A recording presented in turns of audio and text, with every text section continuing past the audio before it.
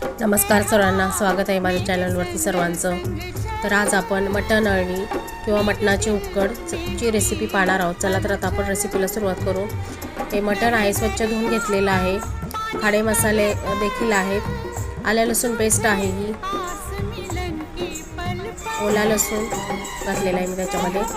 दालचिनीचा तुकडा आहे, स्टार फुलाच्या मी पाकळ्या घेतलेल्या आहेत 2 ते 3। धणे जिरे पूड आहे, तेजपान आहे ते 2। एक खोबरा आणि सुक्या खोबऱ्याचं वाटण आहे, हे सुकं खोबरं आणि तिळाचं।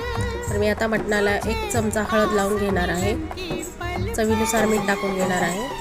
आता ते मी व्यवस्थित हाताने चोळून घेणार आहे। थोडा वेळ मी ठेवून देणार आहे याला असंच। आता कुकर ठेवलेला आहे आपण गॅसवरती, कुकरमध्ये बनवणार आहोत। आता कुकर गरम झाला आहे, साधारण 2 चमच मी आता ह्याच्यामध्ये तेल टाकून घेणार आहे। आता ह्याच्यामध्ये खडे मसाले टाकून घेणार आहे मी। स्टार फूल आणि दालचिनीचा जो तुकडा आहे तो भाजल्यानंतर आता मी तेजपान टाकून घेतलेला आहे। आलं लसूण पेस्ट आहे, हा ओल्या लसूण घेतलेला आहे, मी घरीच बनवली आहे पेस्ट, ती देखील परतून घेतलेली आहे। आता आपण ह्याच्यामध्ये 1 चमचा हळद टाकलेली आहे। थोडीशी कोथिंबीर देखील तेलामध्ये टाकून घ्यायची आहे, स्वाद खूप चांगला येतो।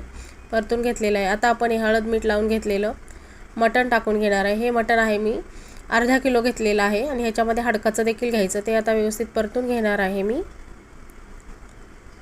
आता धणे जिरे पूड टाकून घेणार आहे, भाजून घेतलेलं आहे मी।